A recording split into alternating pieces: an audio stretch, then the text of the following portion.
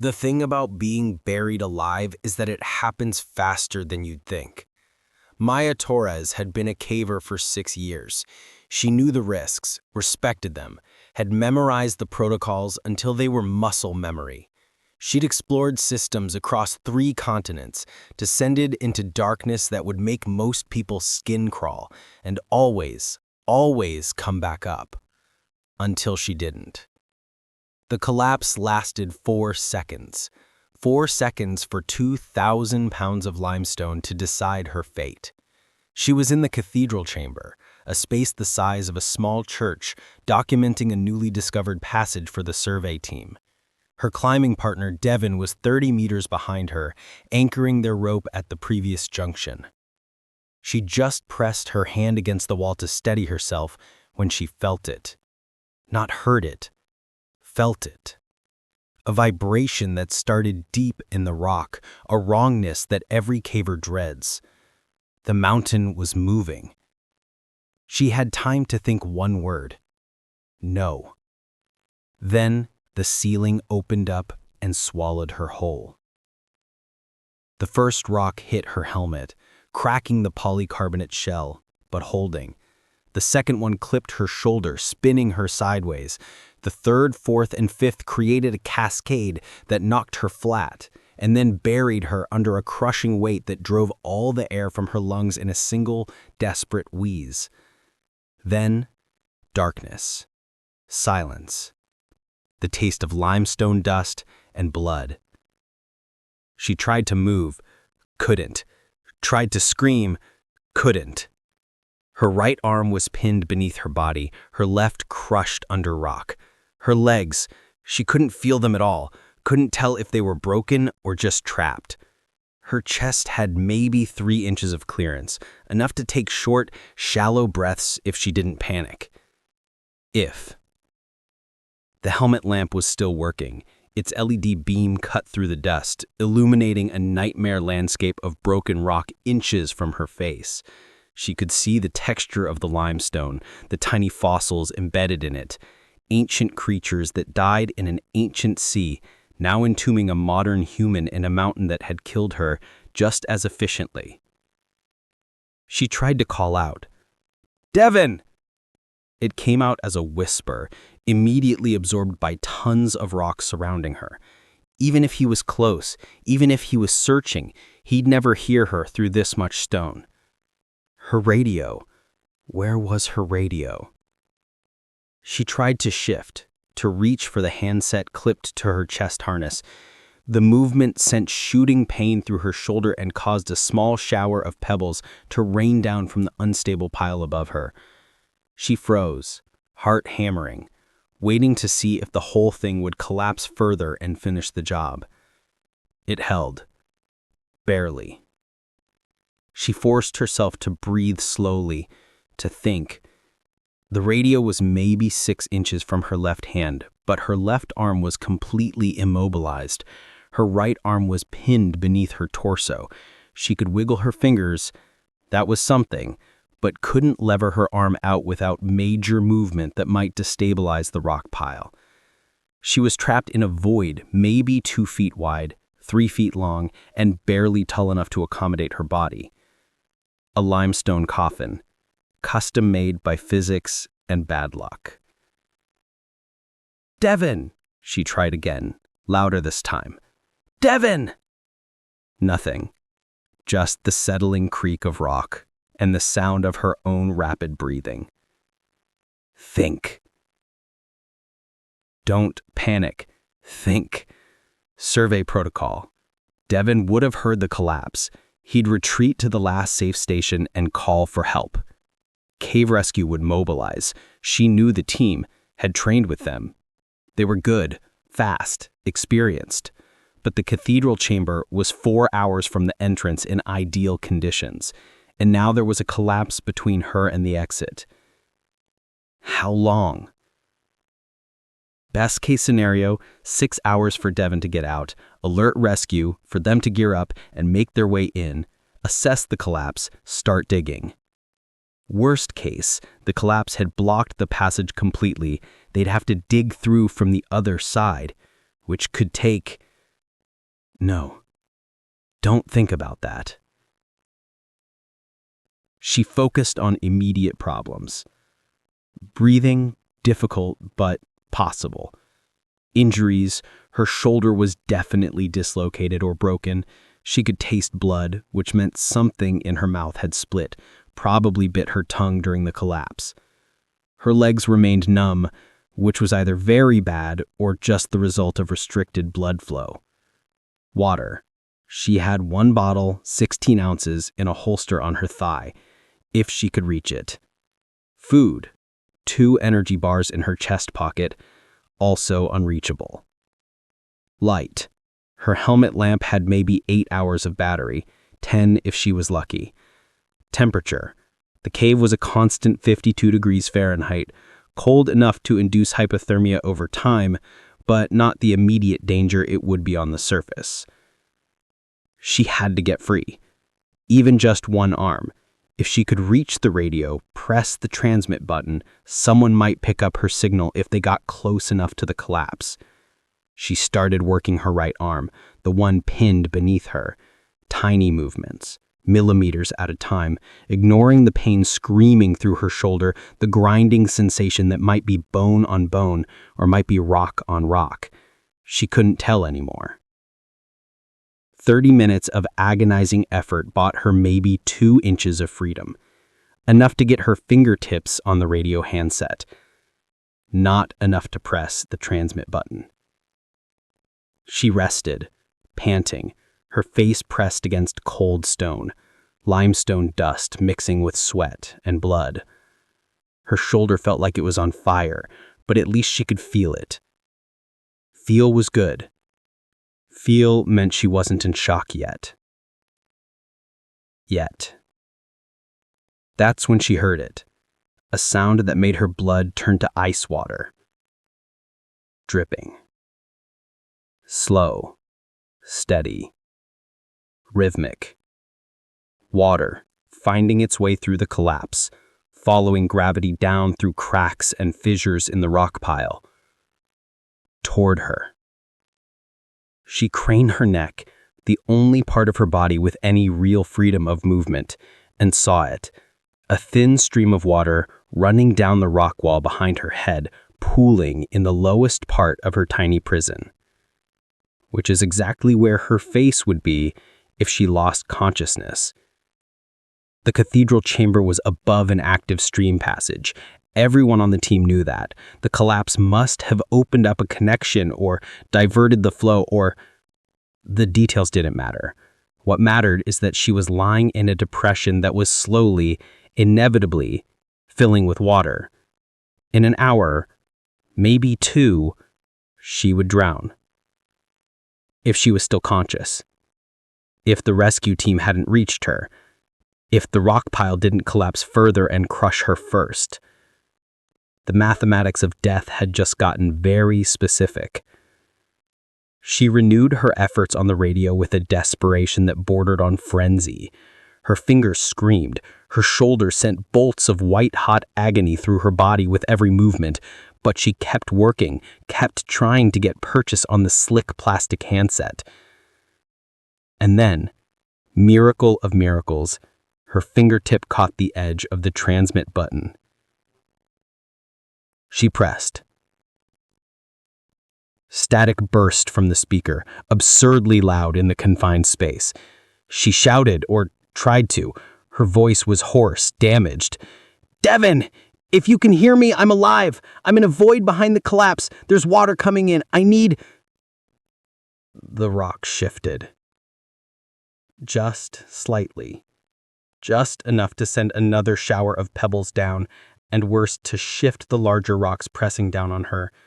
Her right arm was suddenly pinned even more tightly. Her ribs creaked. The few precious inches of breathing room compressed to maybe 2. She couldn't move at all now. Could barely breathe. And her finger had slipped off the transmit button. The water continued its steady drip, drip, drip. The pool beneath her face was growing. And somewhere above her, Tons of unstable rock waited for any excuse to finish what it had started.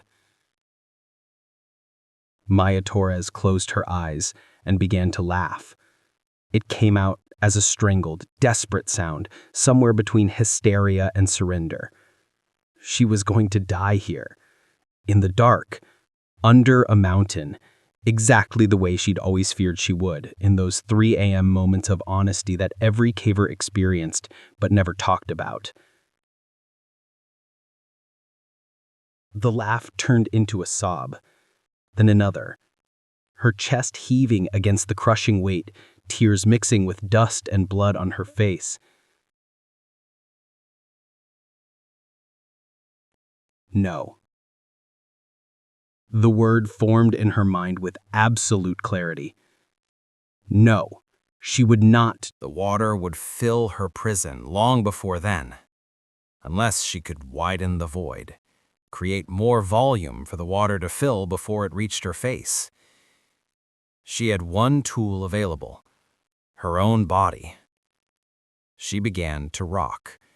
Tiny movements, barely perceptible, using her hip and shoulder as fulcrums, not trying to move the rocks on top of her, that would be suicide, but trying to compress the smaller debris beneath her, to pack it down, to create even a few more inches of depth to her prison. The effort was excruciating. Every movement ground her broken shoulder against stone, sent shooting pains through her chest that suggested cracked ribs at minimum. But slowly, agonizingly, she felt the debris beneath her compress. An inch, another inch, another. The pool would still fill eventually, but now she'd bought herself more time, maybe 3 hours instead of 2. She rested, breathing shallowly, conserving energy. Her helmet lamp was dimming. She had been running it constantly, and the battery was failing. She clicked it off, plunging herself into absolute darkness. The darkness of a cave is different from the darkness of night. It's complete, total, the kind of black that has weight and texture, the kind that makes your brain start inventing lights that aren't there, phantoms and sparks that dance in your vision because your visual cortex refuses to accept that there's nothing to see. Maya had experienced it before, and even enjoyed it in controlled circumstances, but this was different. This darkness came with the weight of a mountain and the sound of water that wanted to drown her. She began to count. 1 Mississippi, 2 Mississippi, a way to track time without looking at her watch, which was buried somewhere under her body and completely inaccessible. At 300 Mississippi, she allowed herself a 30-second burst of light to check the water level. It had risen another inch. At 600 Mississippi, she checked again, another inch. She began to calculate. At this rate, the water would reach her face in approximately 4 hours. If rescue hadn't reached her by then, she would have a choice to make. Let herself drown unconscious, or stay awake and experience every moment of suffocation. Some choice. At 1200 Mississippi, roughly 20 minutes, she heard something. Not water, not the settling of rock.